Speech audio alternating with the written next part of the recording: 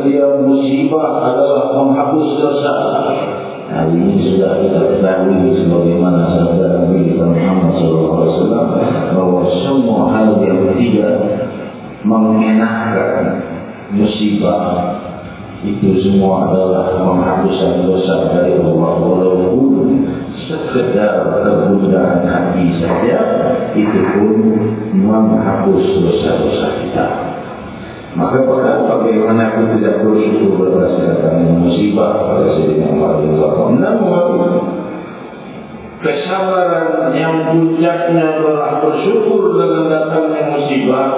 Sabar menunjukkan syukur.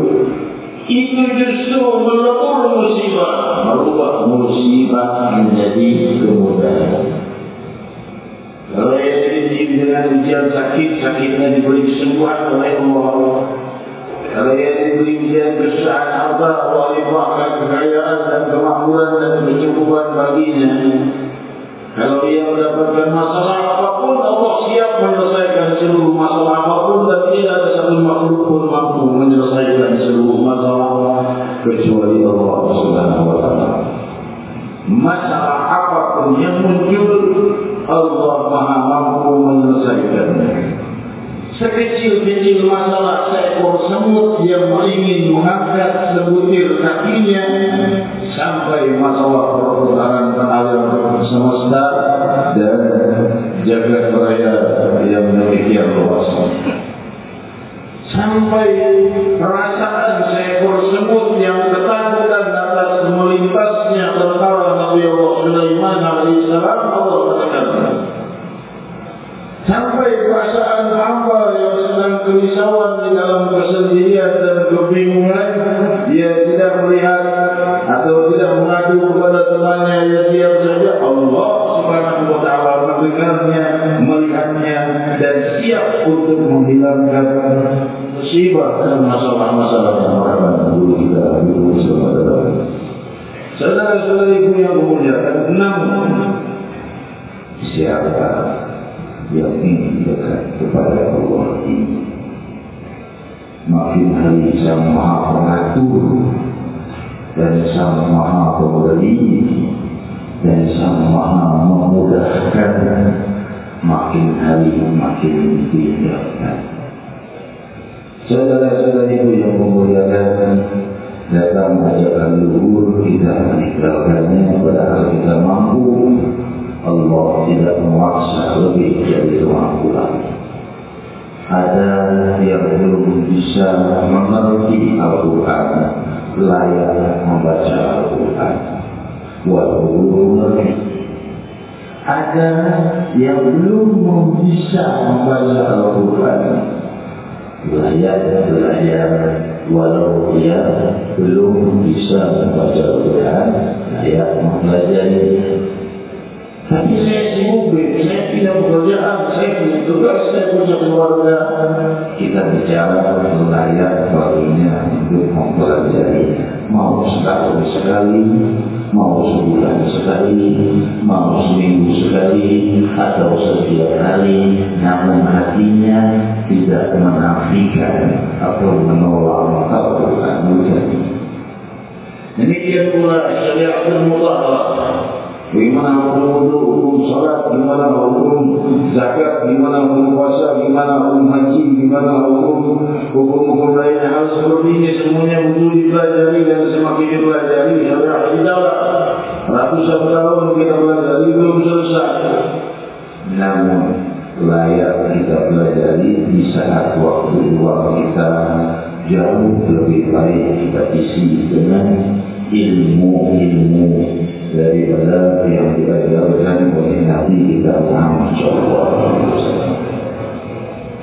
Hingga kita semakin mulia di sisi Allah. Orang yang hidupnya niat untuk belajar, walau ia bekerja atau mempunyai usaha lainnya, man salaka tariqan yaltamisu fihi ilman sahhalallahu lahu tariqan ilal jannah. Barang siapa yang melintas di jalan kehidupan sambil memikirkan dan peduli untuk mencari ilmu, Allah mudahkan jalannya ke surga.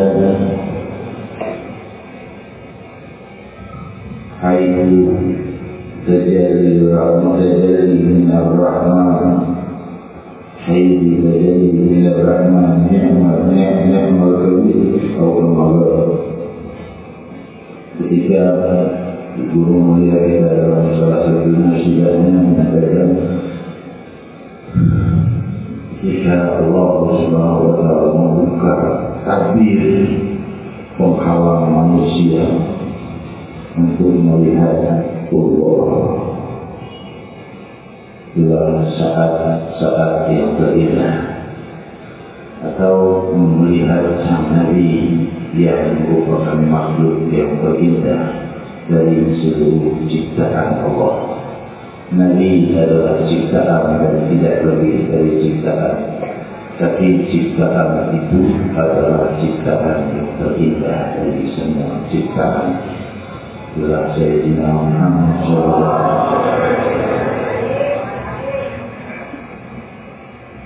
Ketika seseorang mengingat ada satu sosok orang yang paling ramah, paling lembut, paling berkasih sayang, paling baik, orang datang dengan dosa kepadanya didoakan, dimohonkan pengampunan. Musuh-musuhnya berusaha dilindungi untuk tidak wafat kesemuanya, supaya nanti keturunannya bisa selamat barangkali dari orang lain. Orang yang paling lemah lembut seperti ini, maka siapa yang tidak melindunginya? Riwayatnya jika Sayyidatina Aisyah radhiyallahu anha sedang mencari jarum yang jatuh di kamarnya malam hari, saat itu cuma ada berita, tidak ada lampu terang. Hari marah-marah tidak ketemu Rasulullah masuk, maka terlihat jelas jarum itu, hingga berkata Sayyidatina Aisyah, "Aku lupa ya Rasulullah, kau ini terang sekali ya Rasulullah." Kenapa? Karena aku mencari jarum dan tadi tidak ketemu, kau masuk langsung terlihat jelas. Tidak, lampu. Bukan Rasulullah berdalam seperti lampu. Kalau saya lampu ini menyakitkan mata, cahaya Muhammad tidak menyakitkan mata. Tidak melihat terang benderang di mata, tapi terlihat jelas seluruh alam semesta. Sirajan munir sallallahu alaihi wa sallam. Dan saudara-saudari yang dimuliakan, maka ketika salah seorang sahabat datang kepada salah seorang istri Rasul sallallahu alaihi wasallam, diriwayatkan di dalam Fathul Bari, berkata, "Sifli Rasulullah sallallahu alaihi wasallam yang mukmin. Coba aku ingin dengar dan ingin lihat atau ingin dengar ceritanya bagaimana indahnya wajah Nabi Muhammad SAW." Pada sudah diriwayatkan di dalam riwayat Ali bin Abi Thalib, karena syamsu wal qamar dia dua berwajah, seakan-akan bulan dan matahari beredar dari wajah Nabi Muhammad SAW. Saudara-saudari itu yang mendengarkan, maka berkata Ummul Mukminin, kalau tidak salah Muhammad di dalam Fathul Bari, yang ambil cermin mau lihat wajah Rasulullah, tapi ini juga ngaca ini lihat wajah Rasulullah. Orang itu melihat cermin, yang dilihat bukan wajahnya, tapi wajah Sayyidina Muhammad. Saya bertanya, bagaimana cermin ini memperlihatkan wajah Sayyidina ini? Inilah wajah Muhammad. Kata, inilah wajah Nabi Muhammad. Cermin ini dipakai untuk berkaca dan bercermin oleh Rasulullah sekali. Setelah itu, ia tidak mau menampilkan bentuk lain selain wajah Nabi Muhammad. Bagaikan rekaman foto yang merekam wajah Sayyidina Muhammad SAW. Ini wajahnya Rasulullah. Saudara-saudara itu yang kemudian, alangkah indahnya kita di bulan Ramadan ini. Ini bulan rahmat, ini bulan libur, ini bulan selamatnya Nabi Musa dari penjara Fir'aun. Ini bulan terbelahnya lautan, itu bulan Muharram. Bulan terbelahnya lautan untuk Nabi Allah Musa selamat dan tampilan Fir'aun. Dan bulan ini selamatnya Nabi Nuh dari banjir yang demikian besar. Dan bulan ini banyak pertolongan dilimpahkan oleh Allah kepada hamba-hambanya, lebih-lebih dari umat Nabi Muhammad SAW. Maka berbanyak doa dan munajat diriwayatkan di dalam Sahihul Bukhari bahwa Rasulullah SAW berpuasa pada hari 10 Muharram besok. 10 Muharram sunnah, tidak wajib. Sunnah beda dengan wajib. Kalau sunnah tidak dilakukan tidak dapat dosa, dilakukan dapat dosa. Kalau wajib tidak dilakukan dapat dosa, kalau dilakukan dapat pahala. Jadi yang menjalankan sunnah berpuasa besok pada tanggal 10 Muharram. Diriwayatkan dalam Sahih Muslim puasa satu hari yaitu 10 Muharram sama dengan pahala puasa sepanjang tahun. Setahun menghapus dosa setahun yang lalu, menghapus dosa setahun yang lalu. Ini dosa apa? Namun ada riwayat Sahih Bukhari bahwa Rasul tidak pernah memperjuangkan ingin puasa sunnah, ingin berpuasa pada suatu hari, memaksakan diri untuk puasa di suatu hari melebihi puasa 10 Muharram kecuali puasa Ramadan yang wajib. Selain puasa Ramadan, puasa sunnah seluruhnya yang paling dicintai Rasul puasa 10 Muharram. Selanjutnya, saudara-saudara yang muliakan, yang mampu puasa, yang sakit pada halangan atau dalam perjalanan atau lainnya, Allah tidak memberi kesempatan untuk mengkodoknya. Selanjutnya, teruskan lagi, disunahkan puasa itu hari ini dan besok, tanggal 9 dan tanggal 10. Kenapa? Asalnya puasa itu hanya 10 Muharram, bukan 9-10. Tapi ketika Rasul dikabari di akhir hidupnya, ya Rasulullah, orang-orang Yahudi puasa 10 Muharram, kita puasa 10 Muharram itu sama.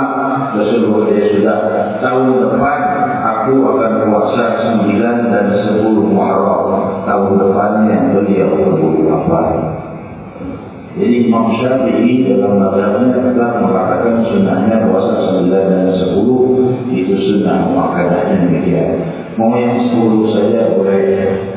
Yang tidak puasa, tidak mampu puasa, doakan yang puasa supaya puasanya diterima Allah. Ya, kaum wanita berada sebagian dari halangan atau saudara-saudari atau bapak yang kami sibuk kerjaan tidak mampu puasa, doakan yang puasa ini supaya dikabul puasanya. Ya, saya ini sedang sakit, saya konsumsi obat pagi, siang, sore, malam nggak bisa nih. Kalau nggak konsumsi obat nanti arahnya begini. Ya sudah, siapkan puasa buat yang puasa.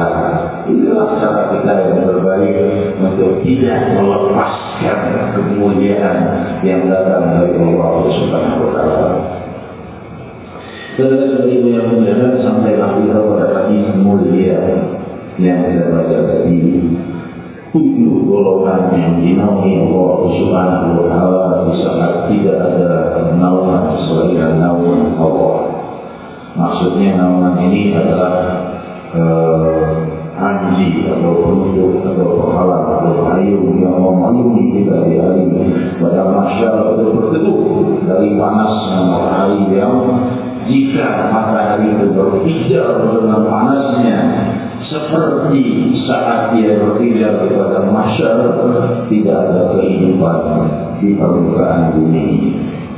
Dari panasnya matahari yang sudah hilang cahayanya, tinggal panasnya matahari yang gelap gulita bagaikan bola hitam yang penuh dengan panas dan menakutkan. Semua cahaya sirna kecuali cahaya hamba yang beriman yang dipimpin oleh cahaya yang paling beriman, Sayyidina Muhammad SAW. Mereka yang paling berat, mereka cahaya yang lebih dari bintang-bintang, dan dia Allah yang Maha Tunggal dan Maha Begini. Maha memberikan cahaya kepada hamba-hambanya dengan cahaya kebenaran, cahaya kedamaian, cahaya kebahagiaan, dan cahaya kemudahan, cahaya kehidupan dunia dan akhirat.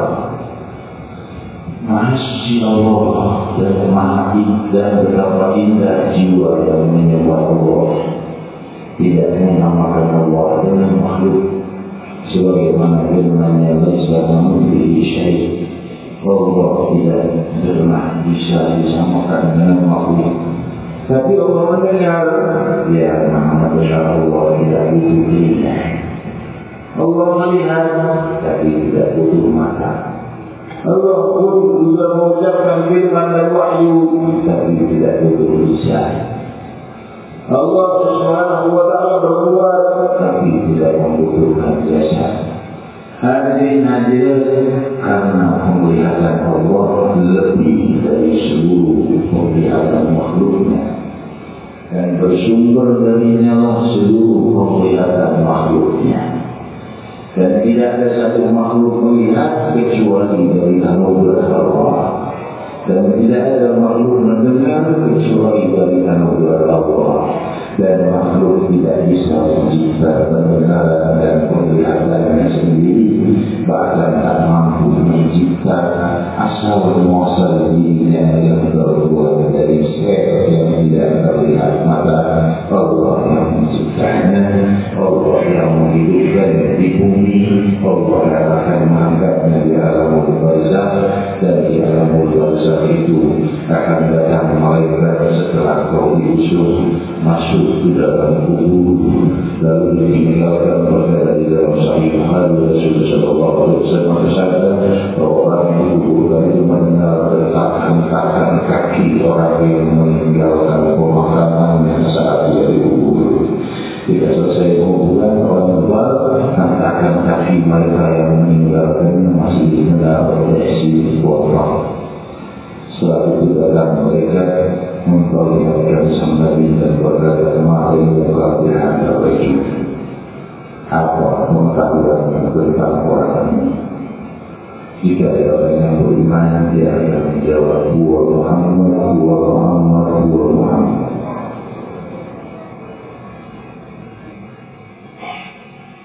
Jika ada orang yang munafik dan banyak berdosa, dia berkata, "Tidak tahu." Saudara-saudara, itu hari itu akan datang kepada kita. Semoga di saat kita ditanya, saat kita turun di dasar bumi dan tanah liat, di saat tanah lahat itu ditutup, orang-orang mulai selesai mengumpulkan berdoa, lalu langkah-langkah terdengar berdesakan meninggalkan makam kita sendiri. Di saat itu diperlihatkan bahasa Nabi dan kita menjawab, "Huwa Muhammad, huwa Muhammad, huwa Muhammad." Celakalah mereka yang tidak bisa melafazkan nama itu saat dia di dalam kubur. Muhammad Rasulullah. Seperti mau saat dia akan wafat, dia menunggu kalimat la ilaha illallah. Jika ia mengucapkan la ilaha illallah, walaupun kami tidak dengan suara keras, hanya kita la ilaha illallah, maka kalau dia pakai man qala la ilaha illallah dakhala al-jannah. Barang siapa yang mengucapkan la ilaha illallah saat wafatnya, masuk surga. Kata Rasulullah sallallahu alaihi wasallam. Hadirin hadirat yang dimuliakan Allah, kita lanjutkan hadis ini, kita belum mensyarahkannya. 7 golongan yang dinaungi oleh Allah Subhanahu wa Ta'ala. Yang pertama, ini yang dinaungi banyak, jelaskan oleh Imam Ibnu Hajar dalam Fathul Bari, sebenarnya 7 golongan. Tetapi di antaranya 7 golongan, orang-orang itu tidak disebut di sini.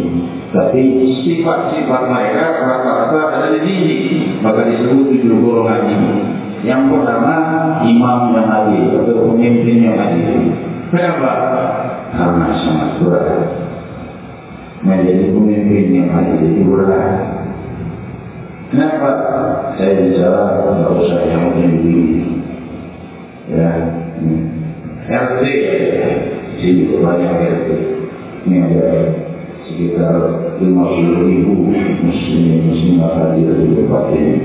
Pasti kalau ini ada sebenarnya. Ini RT, ya. RT kan punya keluarga, punya anak, punya kesibukan, punya kerjaan. Belum ada subuh, belum bangun tidur. RT, rumah saya dicurian. Bangun berarti lalu rumah yang dicurian. Bingung mau apa? Malingnya masih di situ. Kalau malingnya masih duduk di situ kan diambil lagi barang. Malingnya sudah ada. Tidak boleh. Iya, kita laporkan ke polisi. Saya urus. Belum selesai bicara dengan orang yang kehilangan, datang lagi orang lain. Pak RT, rumah saya kebanjiran. Gimana ini sampah dibiarkan begitu aja? Ya ini tarik lagi sebentar Pak RT.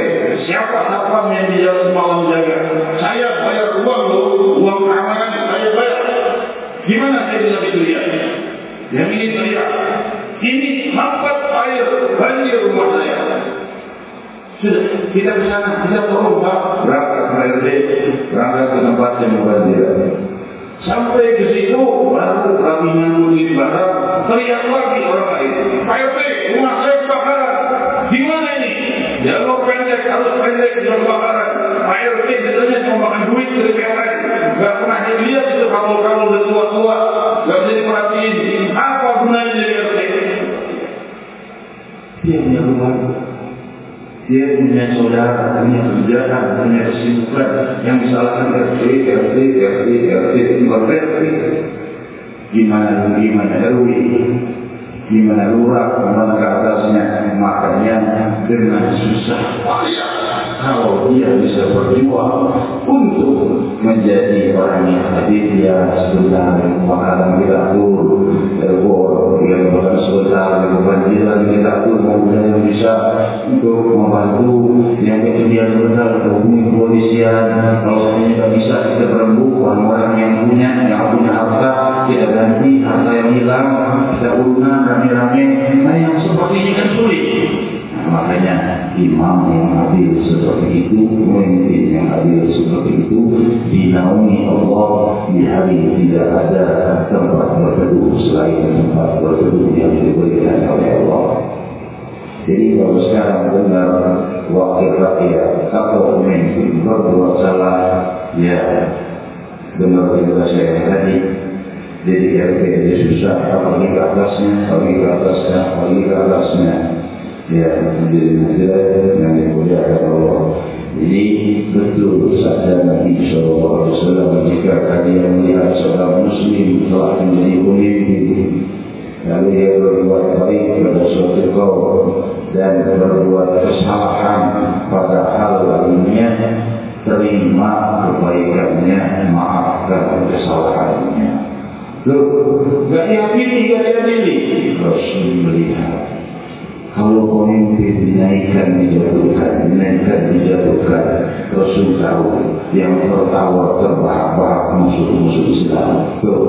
Mereka sama rakyatnya saling hantam sendiri, hancur sendiri. Ulama yang masuk penjara, orang-orang yang baik-baiknya di penjara. Itulah akhir daripada saling hantam antara muslimin dan lain. Jadi mau Rasul gimana? Strategi murni sempurna. Pemimpin yang tidak baik, asal ulamanya tahu, maka dia mendidik generasi yang baik. Nanti muncul generasi baik dan tiga pemimpin yang baik. Strategi murni dari Sayyidina dan majelis Rasulullah adalah pembangunan dari generasi yang baik, generasi yang luhur, generasi amanah, generasi yang rukun, generasi yang damai, generasi yang cinta zikir. Sallallahu alaihi wasallam. Hadirin hadirat yang dimuliakan Allah.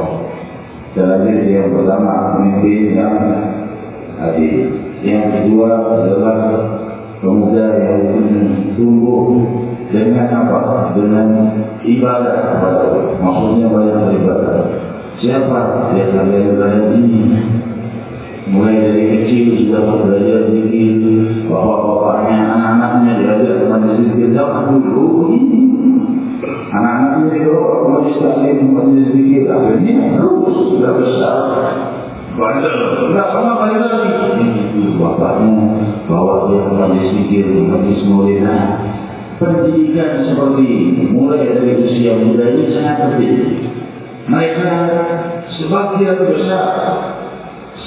besar kesuksesan itu muncul dari pemuda yang mulai memilih untuk mencapai keluar dari usia muda.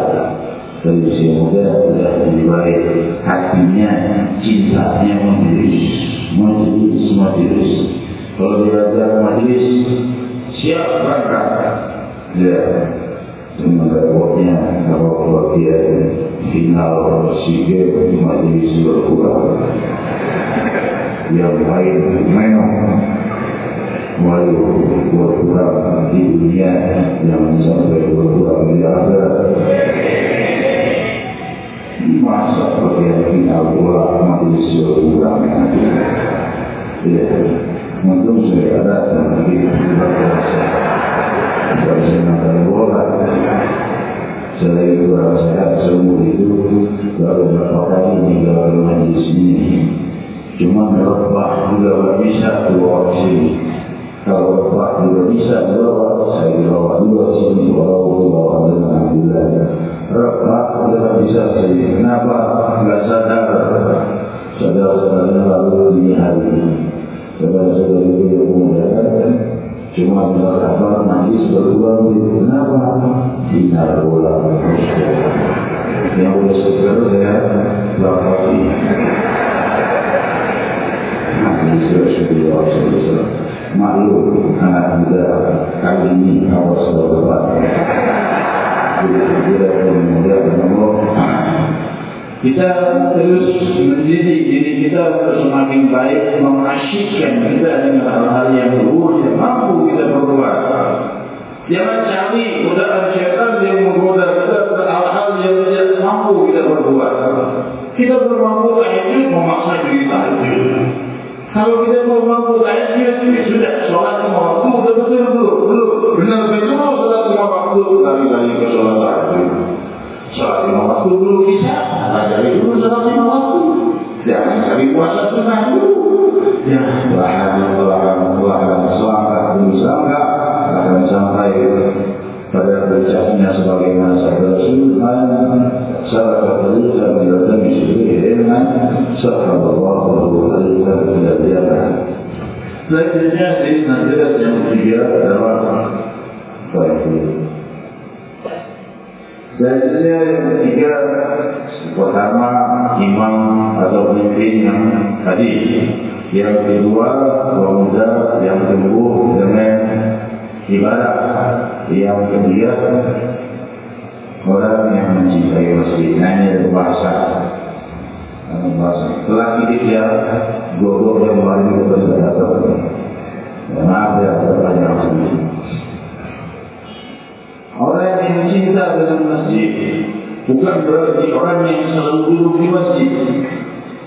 Ada orang yang hatinya selalu, ada orang yang jasadnya selalu di luar masjid, hatinya selalu di masjid. Ada orang yang duduknya di dalam masjid, tidak keluar-keluar akhirat, hatinya di luar masjid. Ini yang mana yang dimaksud? Yang dimaksud orang yang hatinya disebut qalbu, muta'alliq bin masajid. Hatinya berbadannya keluar masjid. Keluar masjid boleh saja, tapi hatinya cinta masjid. Lihat masjid, lihat masjid. Sholat 5 waktu kalau bisa di masjid. Kalau enggak bisa di musola. Kalau enggak bisa di musola di rumah. Kalau enggak bisa enggak sholat. Jadi adalah yang memudahkan Allah disolati kalau enggak bisa. Saudara itu yang memudahkan Allah. Jadi ada orang yang hatinya cinta kepada Masjid Nabawi. Dipandang Masjidil Haram dan Masjidil Nabawi di rumahnya tiap hari nangis air matanya mengalir, ingin melihat Ka'bah, Masjidil Haram, Masjidil Nabawi. Nah ini orang yang muta'alliq hatinya dengan masjid. Ada orang yang mengatakan, kamu kalau buat sholat di masjid, sholatnya nggak sah. Tanya, mazhab mana deh? Mazhab yang belah mana? Rasulullah berkali-kali riwayat Sahih Bukhari dan Muslim salat di luar masjid. Rasulullah ya.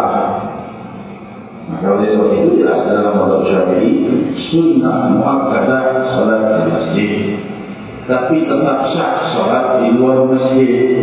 Ya, hadirin hadirat yang mulia Allah. Sekarang waktu Rasulullah salat di Masjidina Anas bin Malik riwayat Sahih Bukhari. Nah itu waktu salat di tempat lain. Salat yang di depannya ada anzah, ada lewat seekor kambing berwarna hitam. Rasulullah SAW mendahului lewat bukan di masjid. Hadirin hadirat yang dimuliakan Allah. Tapi tentunya salat di masjid jauh lebih afdal dari salat di luar masjid. Nah, ini di sini ada masalah. Ada orang datang kepada saya, saya sumpah ini. Masjid bersih-bersih, datang kelompok orang minat di masjid, bawa kelompok masjid kotor, berantakan, kabur dari masjid. Ini datang mengotori masjid, atau mau gimana? Apa yang harus kami perbuat? Nah, kita ambil jalan tengah. Ya, jangan usir orang Islam dari rumah ibadah. Usahakan yang datang mengumpulkan ibadah di masjid itu kasih tahu kalau mau pulang, bersih dulu masjidnya. Kadang-kadang kalau masjid rumah sendiri pengen bersih, masjid berdua mau kotor, enggak pantas, bersih dulu masjidnya lah, jangan dilarang. Ya, tapi terganggu kita, ya sediakan tempat. Ya, karena ada yang muslimin, saudara-saudari kita juga. Ya, lalu pertanyaan lagi. Gimana kalau seandainya kita, kenapa orang-orang Islam ini tidak mau mengajak saudara-saudaranya sholat memenuhi masjid? Ibadah itu bukan cuma ke masjid doang. Ya. Ibadah tidak membunyi orang lain ibadah. Kerja untuk bersedekah juga ibadah. Nikah juga ibadah. Mendidik anak juga ibadah. Bukan cuma masjid. Jadi untuk saudara-saudari kita yang sudah ikut dalam jamaah ini selalu mengajak orang masjid, saya akan jempol punya keberanian yang bagus. Tapi jangan celah orang yang tidak memperbuatnya dari jempol dikelilingi. Ya, ngajak orang masjid itu perbuatan yang sangat agung. Mencela orang yang tidak ngajak orang ke masjid itu pahala habis sendiri. Hadirin hadirat yang dimuliakan Allah. Selanjutnya yang keempat adalah orang yang saling menyayangi karena Allah. Ya, saling menyayangi karena Allah. Nah, bab cinta ini. Saudara-saudari yang dimaksud bukan pacaran, saling menyayangi karena Allah itu saling rela untuk mencapai kehidupan ibadah. Jadi kamu punya Quran enggak? Enggak punya. Saya punya Quran 2, lu pakai. Kamu kenapa enggak ngaji? Saya enggak punya kendaraan. Saya punya kendaraan kakak saya. Kalau malam mau dipakai, pakai itu. Itu namanya saling menyayangi karena Allah. Bisa sebab kenal di majlis, di masjid, dimanapun saling menyayangi itu maksudnya saling menyayangi karena Allah itu maksudnya saling menyayangi untuk sama-sama beribadah kepada Allah Subhanahu wa taala. Jangan dibelokkan maknanya. Jadi berpisah kalau bertemu saling menyayangi karena Allah dan saling berpisah karena Allah. Bisa berbuat pernikahan. Ya, nikah jumpa di majlis atau jumpa di mana? Orang yang mobil mulai jodoh, orang yang baik di mana? Ya saya bilang dari jodoh paling baik di majlis. Betul kan? Mau nyari di mana? Nyari di diskotik. Jadi kalau yang baik, di mana dia? Seperti orang-orang baik, ngaji dulu. Tapi dia akan datang ke majlisnya dari jodoh. Jodoh baik-baik. Kalinya di majlis, jangan ngomongnya dari jodoh. Akhirnya pulang, tidak ada orangnya. Bajunya doang. Bangsa itu ada di majlis. Jadi menjelaskan dengan muliakan Allah.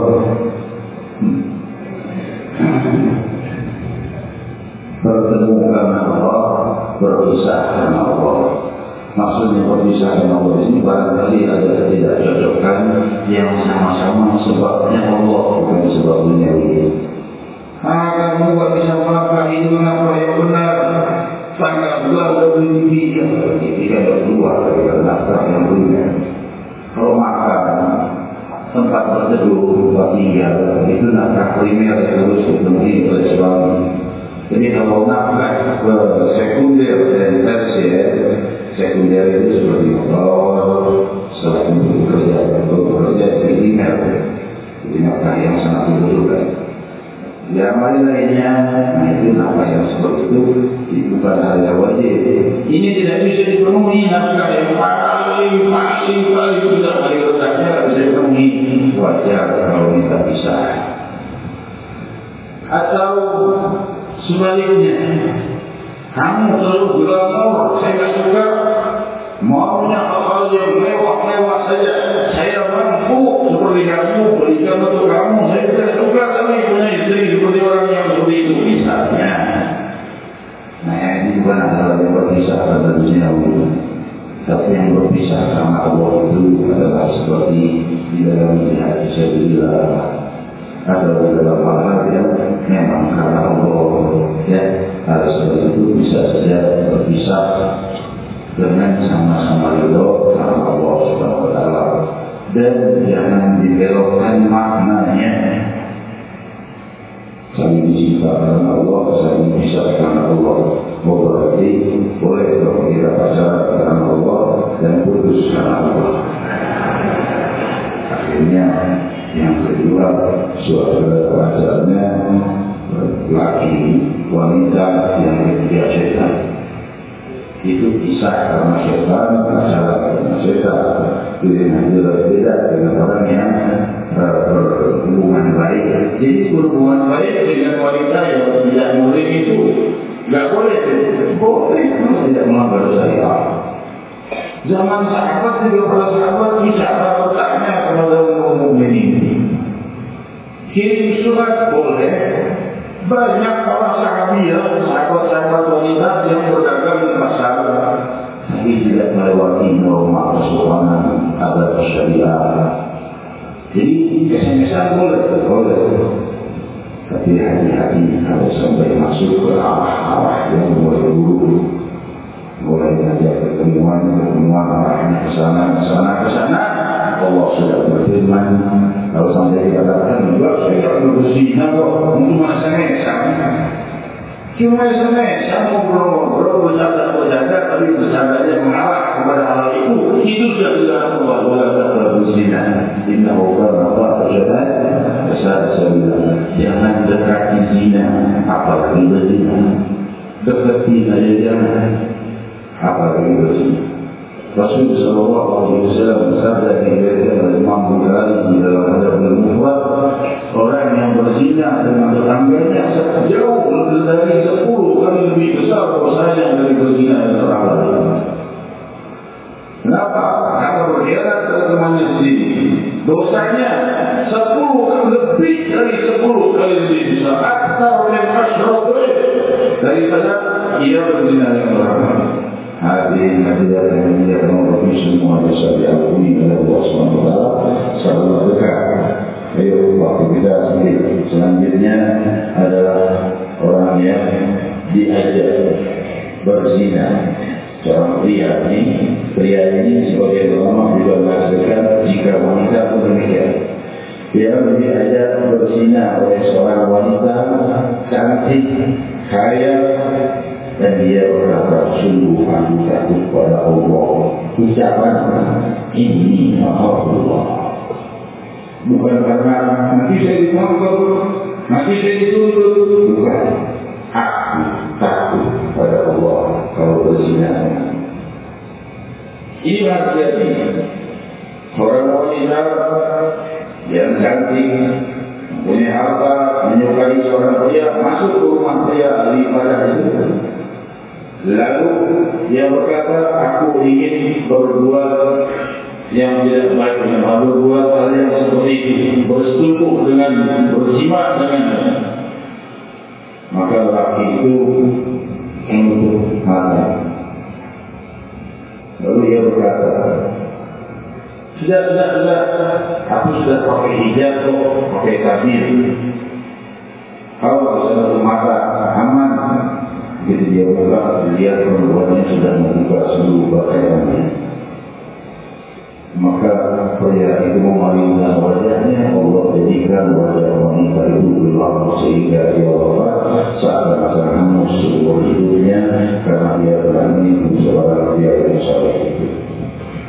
Lainnya kejadian seorang wanita, riwayat di dalam riwayat yang sahih, ketika seorang wanita itu dia datang diikuti oleh seorang pria, prianya senang sama wanita.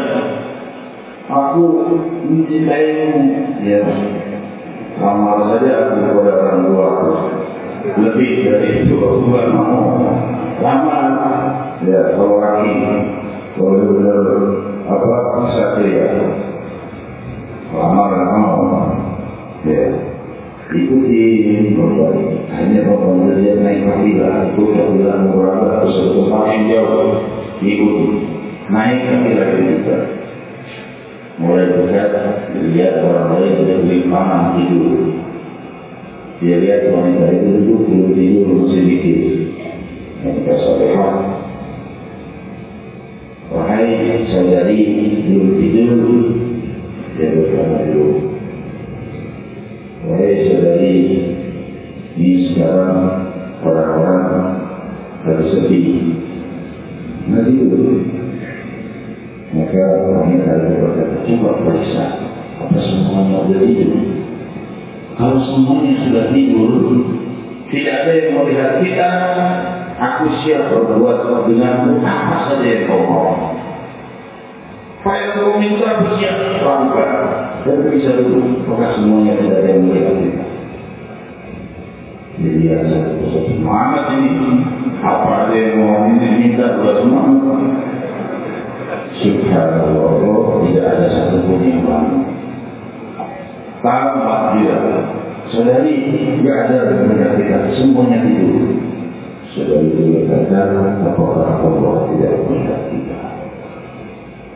Maka Allah tidur. Melihat itu dari semangat berubah menjadi malu dan malu. Saudari, Allah melihat kita.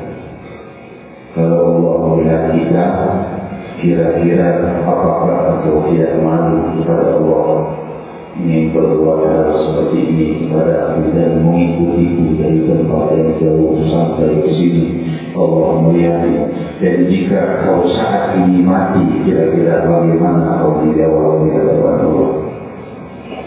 Pria itu menunjukkannya dan pulang. Sekali kemudian terdengar kabar seorang pria saleh, seorang wali Allah wafat. Puluhan ribu orang-orang yang mengusung jenazahnya.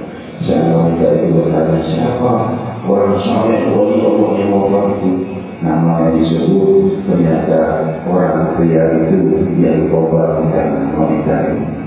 Dia dulu menggoda seorang wanita, mengikuti sampai kehilangnya, dinasihati, dia pulang bertobat, ibadah kepada Allah, Allah angkat derajatnya menjadi wali Allah SWT. Saudara-saudara yang dimuliakan, sewaktu dilanjutkan, ya, berapa minggu lagi, sudah 1-2 minggu lagi, berhadapan insyaAllah dengan guru kita Muslim. Alhamdulillah, Muhammad sallallahu alaihi wasallam.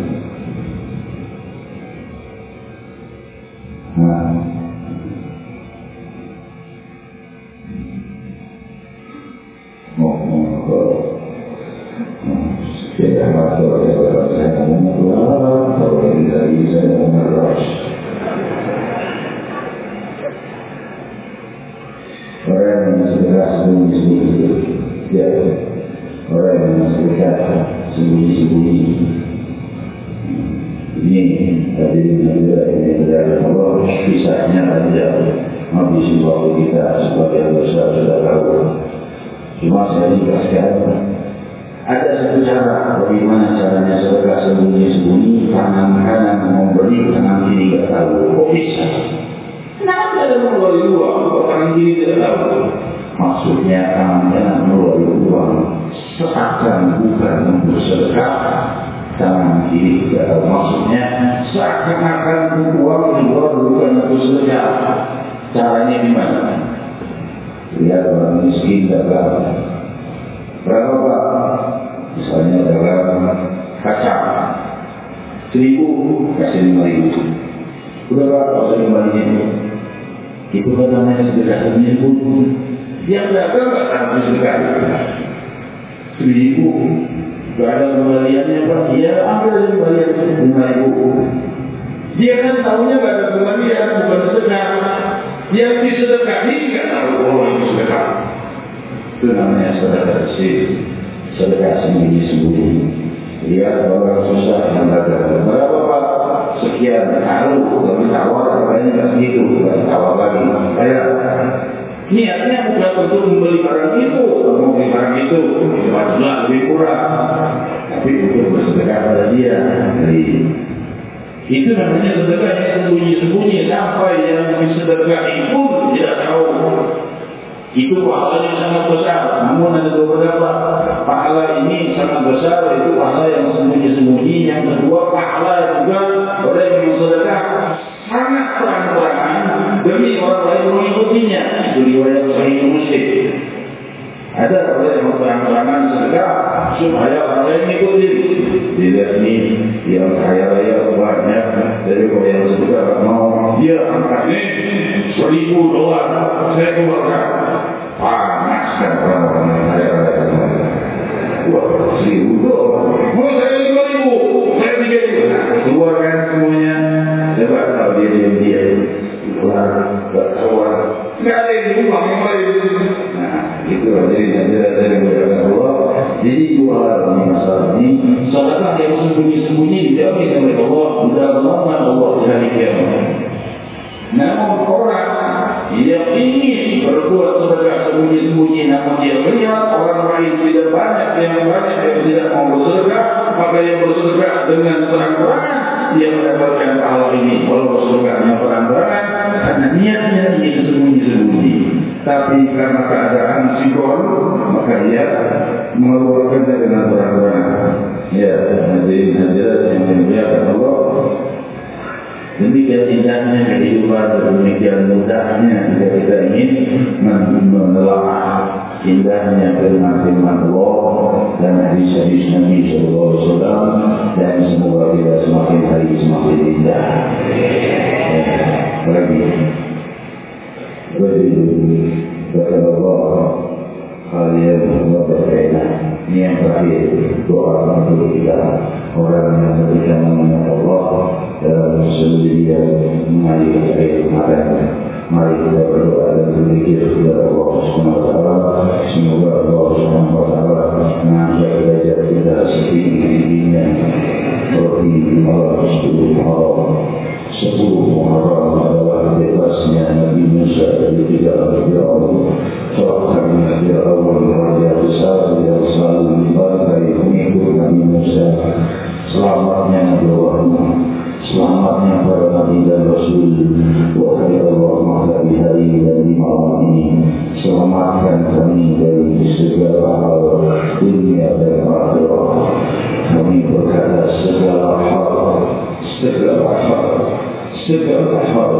hal pekerjaan, hal rumah tangga, hal keluarga, hal segala-gala doa dan waktu, hal pemikiran, hal kesalahan, hal kesulitan, hal hutang dan segala yang bersifat segala masalah kami.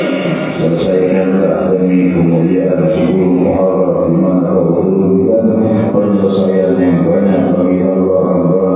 Wahai Sang Maha Pemilik bulan Muharram, wahai yang Maha Memiliki Sahibul Muharram, wahai yang Maha Memiliki 10 Muharram, wahai yang Maha Memiliki kemuliaan kemuliaan Muharram, wahai yang memiliki semua kemuliaan bulan, wahai yang memiliki kemuliaan siang dan malam, wahai yang memiliki kemuliaan setiap detik dan kejap, wahai yang memiliki setiap detak jantung hamba, wahai yang maha mendengar setiap getaran hati dan keinginan hamba di barat dan timur. Puluhan ribu muslimin berkumpul malam ini, masing-masing mempunyai niat, masing-masing mempunyai keinginan, masing-masing ada yang dalam kesulitan, ada yang dalam masalah, ada yang dalam kebingungan, ada yang dalam kerisauan, ada yang dalam kesulitan. Maka akan kemana lagi kami mohon bantuan kalau bukan kepada nama-Mu yang terluhur dari seluruh nama, yang mengawali segenap keagungan, yang dengan menyebut nama-Mu terpaham alam semesta dari kehancurannya. Ya Allah, sebagaimana sabda Nabi Muhammad sallallahu alaihi wasallam, la taqumu as-sa'a hatta la yuqala fil ardi Allahu Allah. Tidak akan datang hari kiamat selama di muka bumi ada yang menyebut nama Allah. Betapa maha berwibawa nama-Mu menahan kehancuran jagat raya semesta. Kau jadikan nama-Mu yang demikian singkat sebagai obat yang menghalangi dan menjaga hancurnya alam semesta, sebagai obat yang menegakkan jagat raya, sebagai penunggu seluruh kehidupan, sebagai penunggu seluruh alam semesta agar tidak hancur. Kau jadikan hanya dengan nama-Mu. Wa qul jami'an ya Allah, ya Allah, ya Allah, ya Allah, ya Allah, ya Allah, ya Allah, ya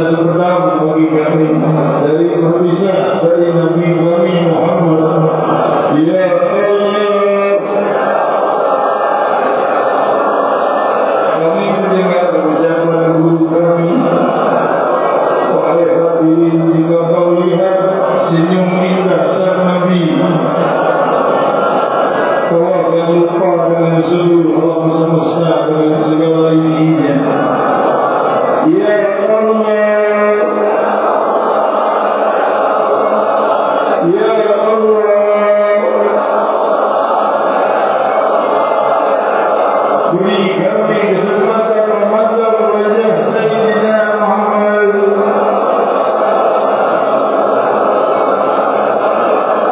Ya Allah, dan setelah itu beri kami anugerah terbesar memandangmu ya Allah.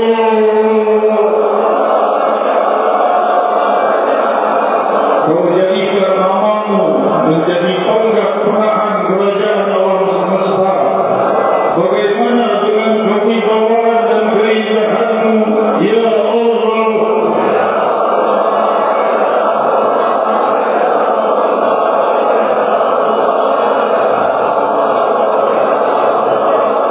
Ya Allah, Ya Allah,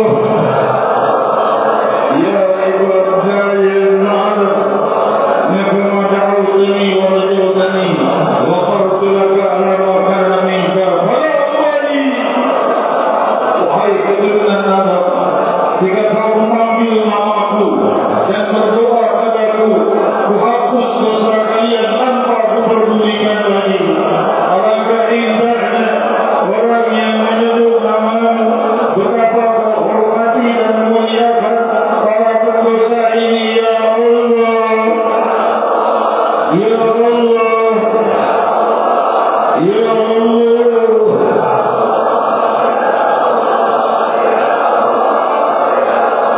Man ahabba lillahi ahbabtu lillahi. Orang siapa yang rindu jumpa denganku, aku rindu jumpa dengannya. Jadikan seluruh wajah ini bangkit di hari kiamat sebagai orang yang kau rindukan dan merindukanmu ya Allah.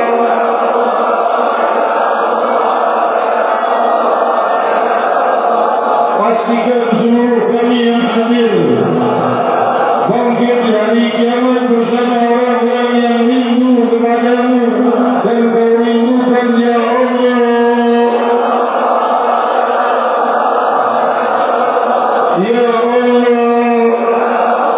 Ya Allah, Ya Allah. Di hari kiamat